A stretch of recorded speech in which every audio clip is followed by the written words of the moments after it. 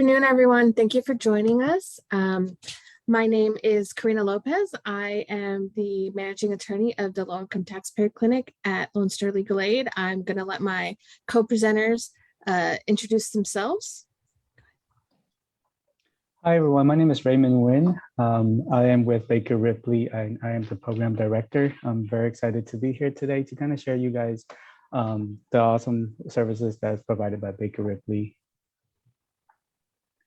And hi, my name is Christina Cave. I'm also part of the Baker Ripley's tax centers. We always like to join Lone Star Legal Aid and share information about our services and how we work together to help our neighbors get free quality tax preparation and also get great advice.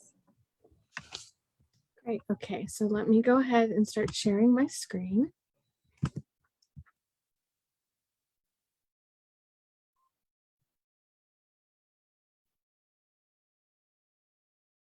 All right. Hope you guys can see that. Right. So like I said, my name is Karina Lopez.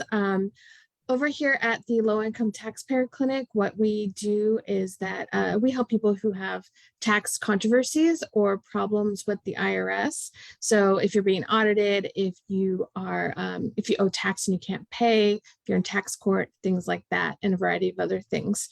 We don't do criminal tax work, and we also don't prepare current year tax returns, which is another reason why I really wanted to have Baker Ripley on today with me. So first, we're going to discuss very briefly the two important credits as well as some changes for 2021. So the earned income credit is a refundable credit. It helps low and moderate income people, either with families or not, helps them get a tax break. So it's one of these credits that you usually think of as needing to have kids in order to get it, but it is true that a low-income worker can get it on their own as well. So you can start filing this return right now, but the law says that the IRS is not going to start processing them until February 15th.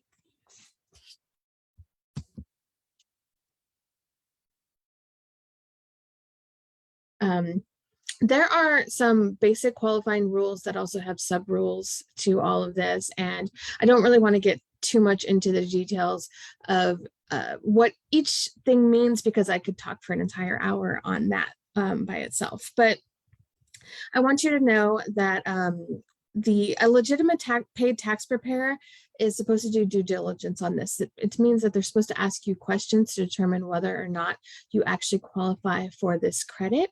And if they're not asking you, it's kind of a red flag right there, okay? Important is that both you and the child that you're claiming, if you're trying to get the credit based upon children, have a social security number and have to be a US citizen or legal permanent resident. There is a big issue that I see a lot, which is where separated or divorced parents are trying to both get this credit. And what happens usually is that the IRS gives the credit to the first parent to file, unless they've been alerted some other way, you know, if there's been a problem in the past. So if you're the one that is supposed to get the credit and your estranged spouse has claimed your children, you're not going to be able to e-file. You're going to get a message that the dependent's social security number has already been used. And what I see a lot is that these parents give up. They just say, okay, well, I can't get the credit, you know, the other person already did it. But in that case, what you really should do is you should send in a paper return. So mail it into the IRS. It is going to take someone looking at it, and they're going to contact you about things like proving that you're the one who actually has the children. But once that happens, you're going to be able to get your credit, and they're going to go collect from the other parent. Hey, Karina, before you go ahead, we're not seeing your presentation. Okay, sorry about that. Hold on one second.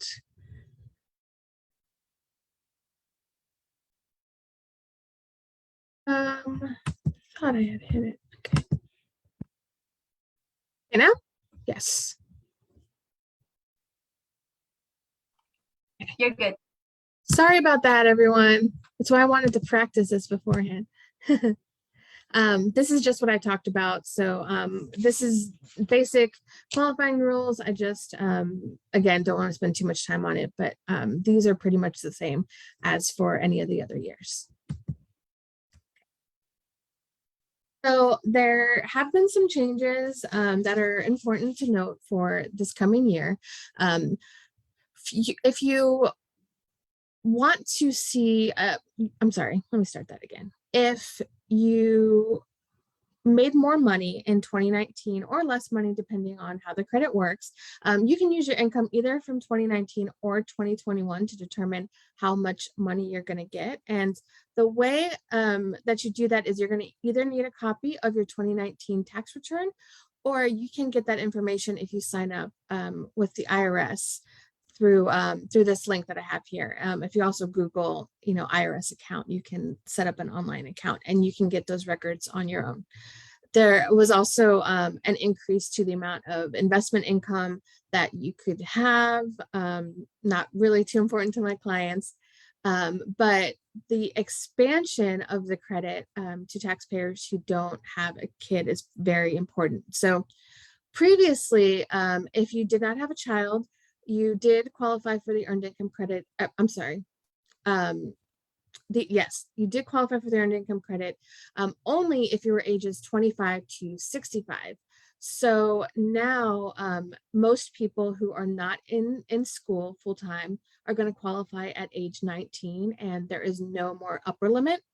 18 plus, the reason there's 18 is because there are certain people who are either what they call qualified homeless youth or former foster children who possibly can qualify at 18. But if you're a full-time student, you're still going to need to be 24 in order to claim the credit. The percentage and threshold changes, that really just means that you can make more money and qualify for the credit, and you can you can make a higher amount of money before the credit also starts to phase out, where you only get partial of it. The maximum amount has been increased for these people to $1,502, and that was up from a maximum of 500 something from before. So if you've got a qualifying child, there's a different credit that you may be able to get. Like I mentioned before, you both have to have social security numbers, but let's say that you have a social security number, but your child does not, and they are your dependent. You can get a different credit for in those situations where you can qualify for the childless one. So the most important change to me has been this change where you can now file married filing separately and still get the earned income credit. In the past, if you were married and not yet divorced, you had to file married filing separately, which did not give you any earned income credit, or you had to file jointly. So this caused a lot of problems, because obviously if you are with somebody who you don't want to spend your life with anymore, you don't really want to trust them and file your taxes together. It has caused a lot of issues, including some judges making people file jointly so that they could split this credit. So no more. I think that's a really great change, and definitely going to publicize that. Okay. So the child tax credit is another important credit. It's available for parents or other individuals with qualifying dependent children. So usually how it worked was that it was treated like a deduction and a credit.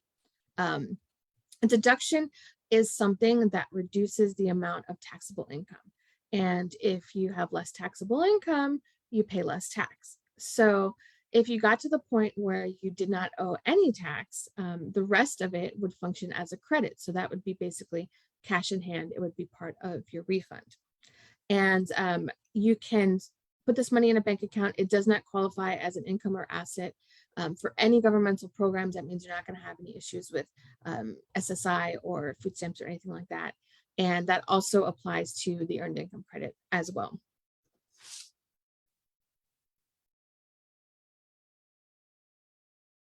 So the basic requirements to claim the credit. Here, it's a little bit different. The person claiming, so the taxpayer, has to have either a social security number or an ITIN, which is an individual taxpayer identification number. You can apply for those through the IRS. Baker Ripley actually helps with them as well. So you need to have that information. You've got to have a qualifying child. Usually you had to have earned income, but that is a change for 2021.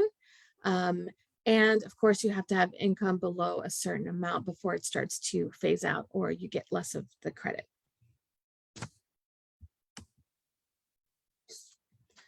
Some really important changes here. The credit is now fully refundable. So like I just mentioned, usually how this credit would work is it would reduce the amount of tax that you owed. But let's say that you qualify for the $3,000 credit, but you owe tax, you're still going to get that entire $3,000 credit instead of having it reduced. And another big change is that there's no requirement of earned income. I have had people who have not qualified for this credit in the past because they just didn't make enough money. But this year, you could have zero income and the family would still qualify for it. The child age has increased. It used to be that you had to be under 17 to get the credit. Now it's under 18. So as long as your child didn't turn 18 before December 31st, 2021, you're going to be good to go. And this will be a little bit more on the next slide, but you are able to get advanced payments, and there's a different credit that was also created for this year as well. So the credit, the total credit that is available for children up to under age 6 is $3,600, and half of that was available as an advance payment. So that means $300 a month. And for kids who were 16 to 17, it was increased to $3,000, again, with payments of $250 a month. You would have received a letter from the IRS. It's called a letter 6419, and it tells you how much you got in payments during the year. It's a good idea to take that when you're getting your taxes done, especially if you didn't get all 6 payments, but it's I try to do my own tax return, and it's not a requirement that you let them know that you have that exact form, but you do need the information that is on it. If for some reason you didn't get your full monthly payments, I did have clients who didn't start until August or September. File your return so that you can get the rest of it. And if you got any money at all, you need to file a return, even if you don't normally have to file. This credit for other dependents is a $500 one-time payment. It was not available in advance, and it is for certain people, including if you had a dependent who was 17 or older, but for some reason they didn't qualify you for the child tax credit. If your dependent doesn't have a social security number and instead has an ITIN, if you're supporting your relatives, your parents, and they are your dependents, qualify. And then also dependents who are living with you who are not related to you as well. So if you've got a friend down on their luck and you're paying their expenses, this is something that you could use. These are the issues that I have seen and I expect to keep seeing with relation to the child tax credit. So the advance payments of the child tax credit were not able to be taken for any reason. If you owed the IRS, if you owed child support, if you owed any other governmental agencies, they could not take them. However, they can take the half that you are going to claim on your return. So the most common offsets we're going to see in this area are for past due child support. Also, if you owe student loan debt, if you have a Social Security overpayment, or you owe the VA, those are usually the ones that I see. So if you don't get half of the credit that you're expecting to get, that may be an issue, and maybe because it's being offset towards these other things. An issue that we're already dealing with is about tax-related identity theft. between custodial and non-custodial parents. So usually after a divorce, the judge will, let the parent know which credit they can claim. They establish residency and things like that. So a big problem that we see is that a non-custodial parent will claim the credits and use the children's social security number, and then therefore the custodial parent can't e-file. So like I mentioned before in the earned income tax section, definitely need to file a tax return by paper so that you can let the IRS know what's going on, because they're not going to know unless somebody tells them. Okay. That means you're going to have issues too when you file your tax return, whether it's e-filed or not, and somebody else has already claimed the advanced credits. The IRS is going to look at you suspiciously, because they're going to say, why is this person trying to claim when the other person got the credits? So this is going to involve basically an audit process. It's going to require someone at the IRS to actually look at this, and it is going to delay any refund. However, it is a fixable issue. You may also want to report this identity theft to the IRS, because they are using your children's social security numbers for a wrong purpose, when you are the one who by law is supposed to be able to claim them. Children born in 2021, they may not have gotten advanced payments depending on when they were born, but any child born in 2021 qualifies for the credit. So you just need to file your tax return and provide that information to them. Identity verification is something that I first started seeing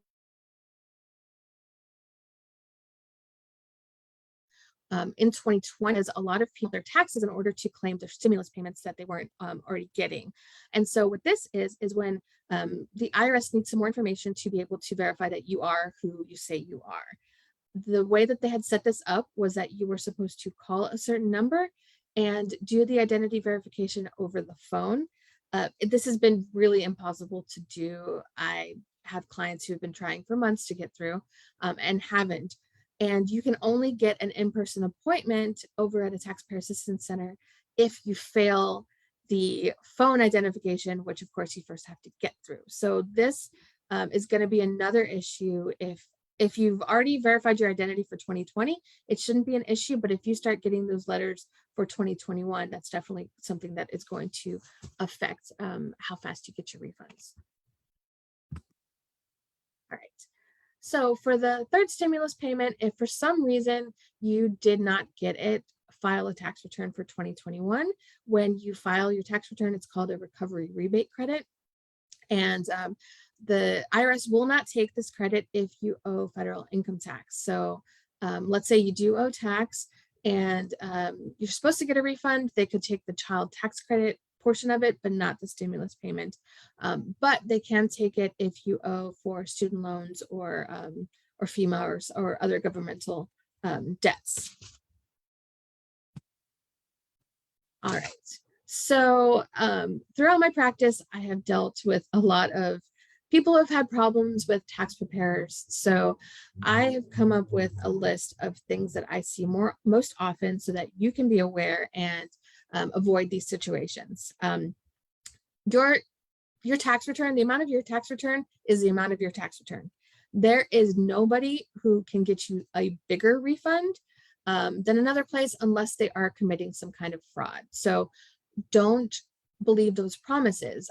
You're going to end up having to pay any money that you're not entitled to back, plus interest, plus probably a couple penalties. So the signs and the billboards that you see with the biggest refund, don't trust them. Okay.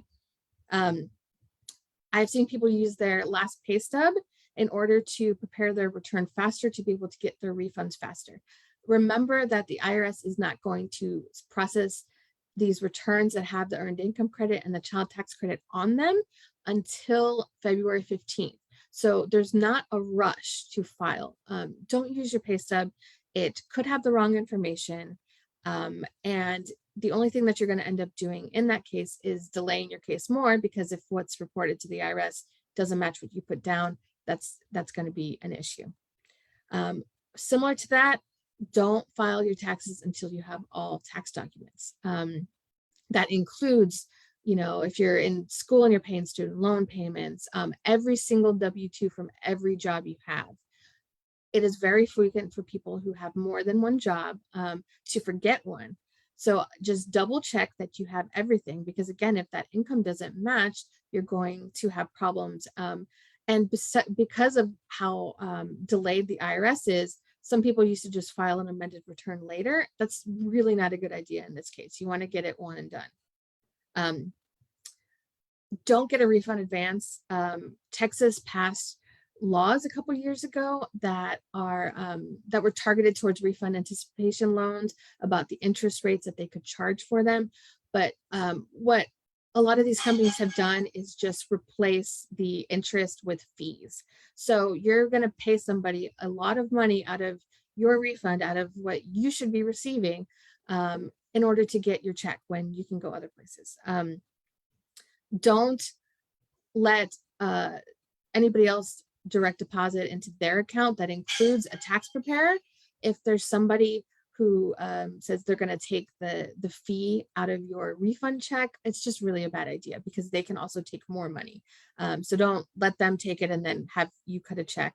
And don't use an account that's not yours, because you don't have a way to prove that that's your money if the owner of that account doesn't want to hand it over. And finally, if you make under $58,000 as a single person, you really shouldn't be paying to have someone do a simple tax return. I have seen some outrageous fees being charged throughout my practice. Please, please, please don't do it. You have IRS certified volunteers who are available to help you out. And I'm going to toss it over to them right now so that they can tell you a little bit more about that. Thank you so much, Karina. I really appreciate it. Okay, I'm gonna share my screen now. Thank you so much. So yes, Karina just nailed it. For us, it's also very important that you know that if you qualify for our services, really avoid going to a paid tax preparer. So basically, Baker Ripley has been in the community providing free quality tax preparation services for 13 years now. And we can help families or individuals that earn up to $58,000, like Karina mentioned. And we can help you file your taxes for the current year. So this year will be filing 2021, but we can also help you file back years. So, and this is usually a service that we provide during March to, it's when we usually have a little bit more time in our tax centers. So we can help you file back years and amendments. We can go all the way back to 2016 to help you get that and check that. Another service that we provide, as Karina mentioned, is free I-10 applications and renewals. And just a reminder, this is the number that the IRS provides for those who don't have a social security number, don't qualify for one, but need it in order to file taxes. And this year, there's an opportunity for those that don't have an income to get one, and I'll talk about that a little bit later. This year, as Karina mentioned, there's a lot of expansions, tax credit expansions, and one that is really significant for the neighbors we help is the expansion of the child tax credit. So at our sites, we are there to guide you to see if you qualify for it and help you claim it, if you have any question about it as well. So we are there to help you. Also, we help our neighbors that need the assistance of an American Sign Language interpreter. This is the only service that we have by appointment because we need to secure an interpreter. And this is thanks to continued collaboration we've had with the City of Houston's Mayor's Office for People with Disabilities, who provide us the interpreters. So please spread the word with neighbors that may need this assistance, as well as we help them file their taxes for free. So sometimes neighbors ask us, well, I'm ready. What should I bring to get my taxes done? So besides your tax documents, that will be your W-2s, your 1099s. If you get paid by cash or check, let us know how much you earned during the year you're filing and the expenses related to your work. And the tax preparer will let you know which ones you can claim. But it's really important that you also bring with you your government issued photo ID. And also, if you're filing your taxes with a social security number, we need your social security number card, either an electronic or paper copies from you and every individual you're claiming in your tax return. Or if you're filing with an ITIN number, we need the letter that the IRS provides you with that number from you and those you are claiming in your tax return. And you may say, well, that sounds logical, right? It's obvious I need that to be able to file my taxes. But this is also one of the practices out there from some unethical tax preparers that will help you get those tax returns done and won't verify that information. But with us, part of the quality service is protecting your identity. So we'll ask for these documents in order to serve you. For those that are coming to get an ITIN application or renewal, these are the documents that we will need. The best document that you will need in order to get the application or renewal is the valid passport from your country of origin. That is the best way that the IRS will accept that. But we do understand that there are some neighbors that don't have this document. So the IRS provides these options, and it would depend on the age of the applicant, on the type of documents you need to bring. So if you don't have the valid passport, you will need to bring 2 of the documents listed according to the applicant's age.